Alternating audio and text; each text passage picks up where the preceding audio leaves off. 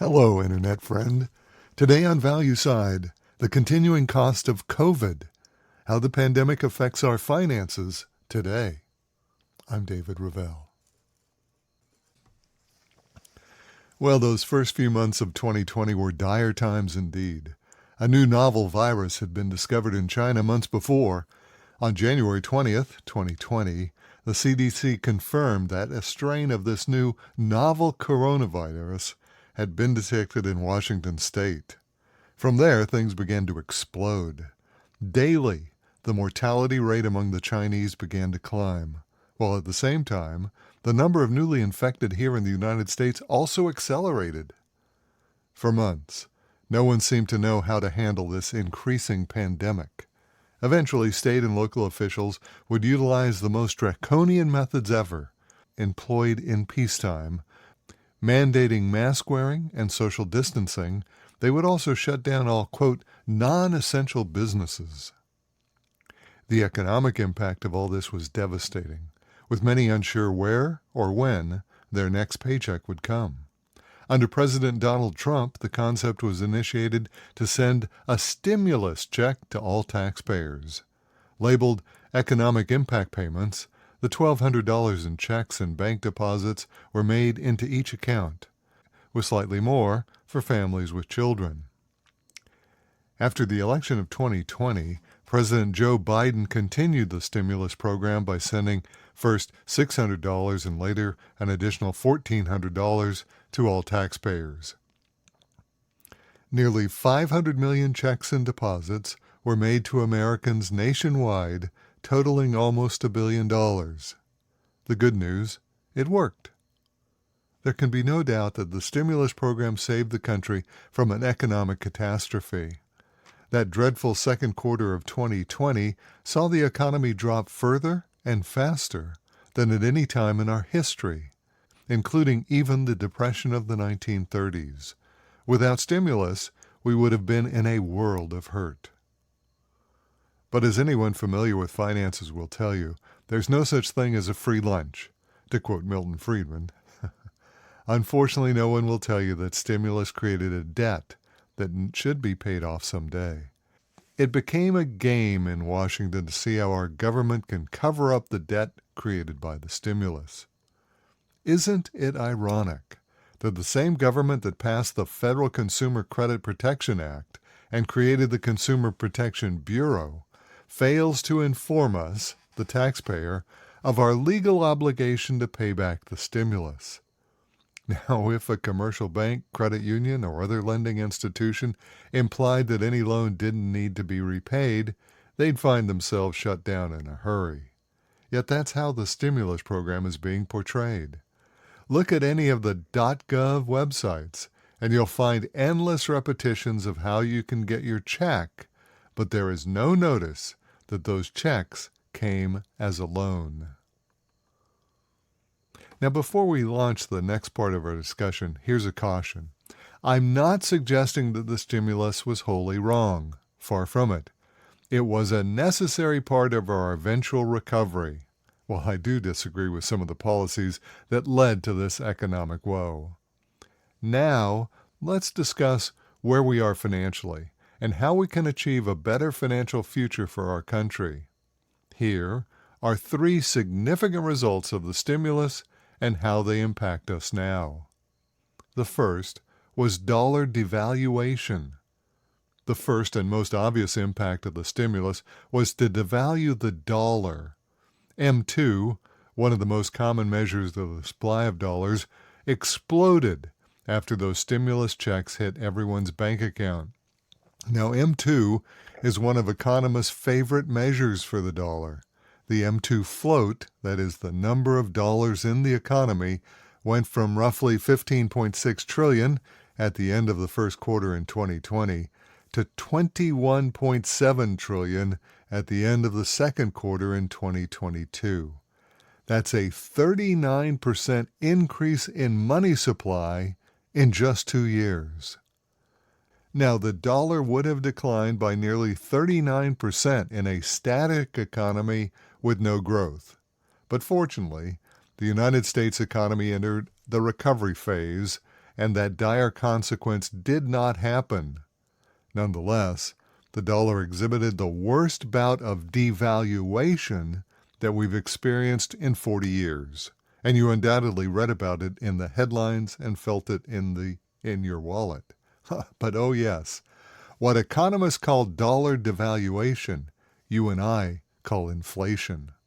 Things cost more because the dollars we use to purchase them are worth less.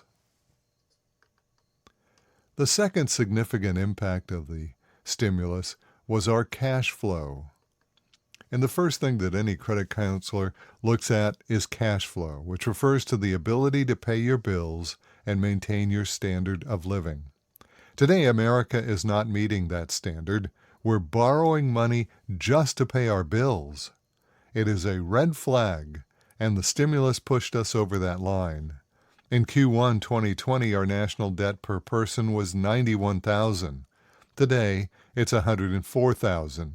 That's an increase of $13,000 for each of us. And not too bad, our economy reduced the impact of the stimulus package. However, we're getting killed on the interest payment we have to make. Are you listening, Federal Reserve Board?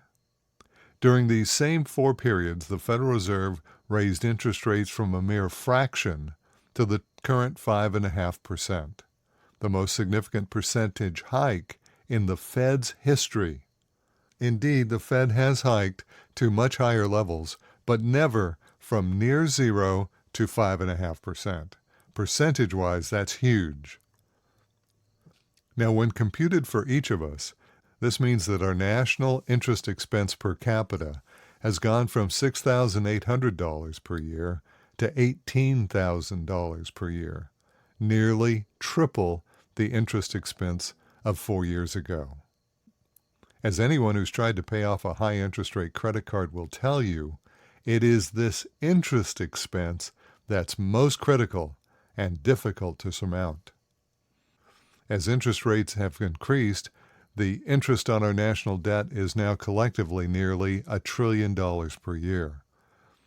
While that's good news for the U.S. Treasury bondholders, it's terrible news if we as a country want to get out of debt.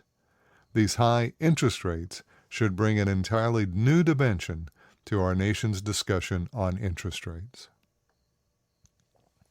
The next result of the COVID pandemic was dependency. Finally, we come to the saddest of all the measures of life after COVID, dependency. Dependency is admittedly a problematic measure to get your arms around. It includes a broad range of programs, including Social Security, Medicare, food supplement programs, the SNAP program, and this category also contains specific unemployment insurance. However, despite their amorphous nature, these social programs represent the largest expense for the federal government and are increasing dramatically. Government transfer payments have seen a 40% increase in the 4 years since COVID began. Of course, much of this increase is due to the boomers' retirement and their Social Security payments. This post-World War II generation has created a demographic surge throughout their lives, and retirement will be no different. But beyond the boomers is a generation of people who have been regrettably affected by the changing economy brought about by COVID-19, and specifically the lockdown that accompanied it. It is the non-essential small businesses that short-sighted politicians shut down that's causing the problem.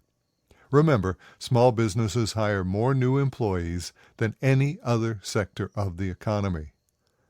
Now, COVID also created a new work-from-home trend today.